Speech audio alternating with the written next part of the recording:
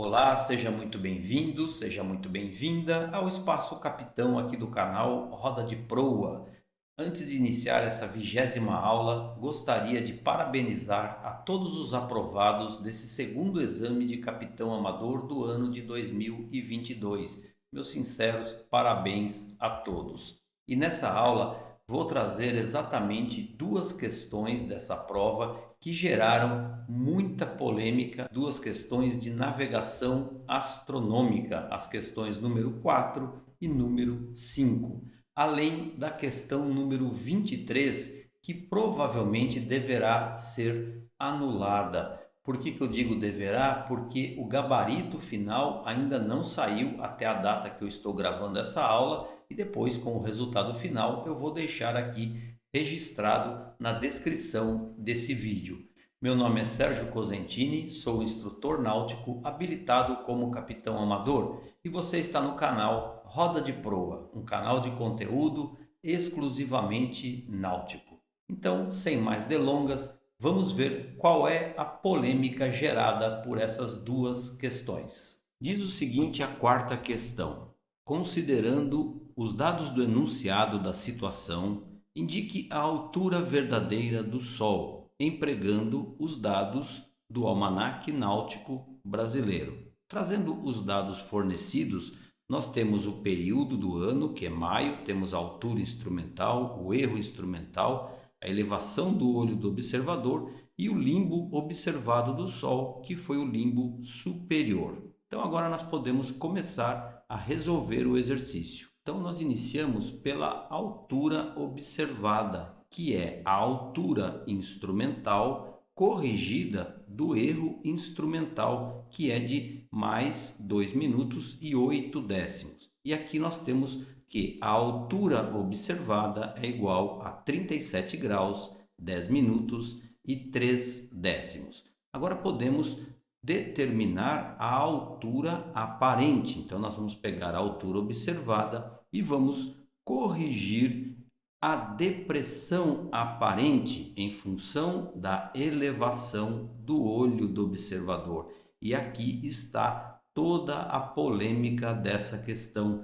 Nós temos uma elevação de 5 metros. Então, trazendo aqui o extrato da tabela A2, nós vamos entrar com um intervalo de 4,7 e 5 metros e obter então a depressão de menos 3 minutos e 9 décimos. Portanto, a nossa altura aparente vale 37 graus, 6 minutos e 4 décimos. Precisamos agora aplicar mais uma correção a essa altura aparente. Então, pegamos aqui a altura aparente e vamos entrar na tabela agora em função do período do ano, maio, do limbo observado, que é o limbo superior, e da própria altura aparente, 37 graus. Então, nós temos aqui esse intervalo e vamos sacar aqui o valor de menos 17 minutos e 1 décimo. Portanto, a nossa altura verdadeira será igual a 36 graus, 49 minutos e 3 décimos.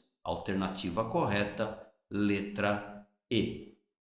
Até aqui o resultado está ok, a questão está correta, não há o que contestar. O grande problema reside no fato de muitos candidatos terem pegado o valor da depressão no intervalo de tempo imediatamente abaixo de 5 e 5,2 metros, o que resulta em menos 4 minutos. Então, se o candidato resolveu fazer a sua operação com menos 4 minutos, ele obteve uma altura verdadeira com 1 décimo de minuto a menos.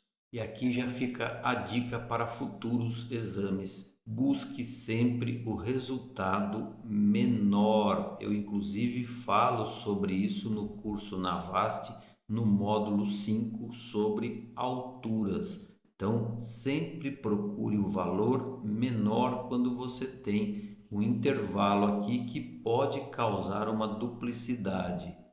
E aqui a Marinha resolve então fazer uma pegadinha que, a meu ver, é de mau gosto. Veja, o candidato obteve a sua altura verdadeira com apenas 1 décimo de minuto a menos. E quando ele vai buscar nas alternativas, ele encontra a sua resposta. E aqui, com certeza, ele não vai ter dúvidas e vai assinalar a alternativa C como a correta. Eu, como instrutor, busco sempre o lado do aluno. Eu entendo que o exame deve ser proposto de forma a avaliar a real capacidade do navegador em buscar soluções que ele poderia de fato enfrentar na prática. As pegadinhas de prova, quando colocadas de forma inteligente, tendem a fazer com que o candidato pense, reflita e analise a situação. Quando colocadas de forma que criam dúvidas, acabam punindo com a perda dos pontos da questão. Aqui, por exemplo, a banca de prova, se quisesse manter as duas alternativas com apenas 1/10 de minuto entre elas, não teria problema algum, desde que a elevação do olho, por exemplo, ficasse em 4,9 metros, porque aí o candidato poderia ter um intervalo de tempo bem definido, sem duplicidade. Agora, se ela quisesse manter essa pegadinha na tabela, então que o fizesse, mas aí não coloque a alternativa que vá criar a dúvida. Então você faz com que o candidato tenha a possibilidade de corrigir o seu erro, perceber o seu erro. Isso sim é uma pegadinha inteligente. E quando falo que uma pegadinha pode induzir ao erro, isso fica muito mais evidente na questão posterior, na questão número 5. E a questão número 5 diz o seguinte: considerando os dados do enunciado da situação, indique a distância zenital calculada no instante da passagem meridiana do Sol. A distância zenital pode ser calculada pela fórmula 90 graus menos a altura verdadeira. Essa questão, obviamente, ela depende integralmente do resultado da questão anterior, porque nós precisamos da altura verdadeira. Trazendo aqui a altura verdadeira 36 graus 49 minutos e 3 décimos, nós temos que 90 graus decomposto menos a altura verdadeira, a distância zenital obtida será de 53 graus 10 minutos e 7 décimos, alternativa correta, letra B. Mas e aquele candidato que obteve a altura verdadeira com 1/10 de minuto a menos? Então está aqui a altura com 1/10 a menos. Como ficaria a distância zenital? 90 graus menos a altura verdadeira, nós temos 53 graus, 10 minutos e 8 décimos. Aqui estaria tudo certo se a Marinha não colocasse essa alternativa também como opção. E aqui foi literalmente uma maldade, porque induz o candidato ao erro por 2 vezes e assim o penaliza em meio ponto. Eu acho um preciosismo e uma infelicidade da banca de provas ter feito isso. Se ela não coloca essa alternativa, o candidato tinha chances de resolver a questão anterior também, pois ele ia perceber que a sua altura verdadeira estava a 1/10 de minuto errada. Mas teria sido possível detectar esse erro mesmo após ter realizado as 2 questões? Eu digo que sim, porém somente na questão número 7, que é a questão que diz respeito à latitude. Então vamos ver o que diz essa questão para ver como você poderia ter detectado o erro da questão número 4 e também da questão número 5. Diz o seguinte a questão número 7. A latitude meridiana calculada na passagem meridiana do Sol no dia 30 de maio de 2021 foi D. Então vamos trazer aqui a distância zenital, 53 graus 10 minutos 7 décimos, menos a declinação do Sol, 21 graus 50 minutos e 2 décimos norte, e nós temos que a latitude meridiana vale 31 graus 20 minutos 5 décimos sul. Alternativa correta, letra C. Agora vamos trazer a distância zenital com erro, com 1/10 a mais. Então aqui nós temos zênite menos a declinação, nós vamos ter que a latitude meridiana vale 31 graus 20 minutos e 6 décimos sul. E agora este resultado não consta nas opções, nas alternativas da prova, o que poderia alertar o candidato para um possível erro cometido lá na alternativa número 4. Acho pouco provável que isso aconteça, porque já teria passado 2, 3 questões. O candidato aqui, ele é mais fácil ele tentar reconhecer que esse erro é um provável erro de cálculo, e aí, como está muito próximo, a diferença é mínima, ele com certeza iria assinalar a alternativa mais próxima do seu resultado. Então aqui poderia ter sido um alerta do erro das 2 questões, mas como eu disse, acho pouco provável. E para fecharmos essa aula, vamos para mais uma questão que essa sim deve ser anulada, pois ela tem um erro na sua resolução. É a questão número 23. Considerando a rosa dos ventos abaixo, qual a declinação magnética para o ano de 2022?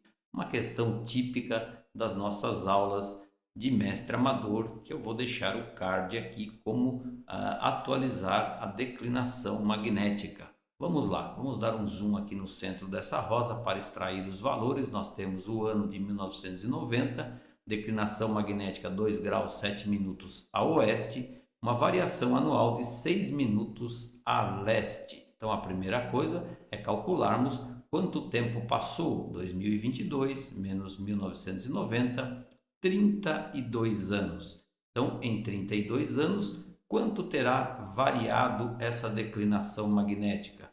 Basta multiplicar 32 por 6. Então, nós temos 192 minutos. Transformando isso em graus e minutos, nós temos 3 graus e 12 minutos a leste.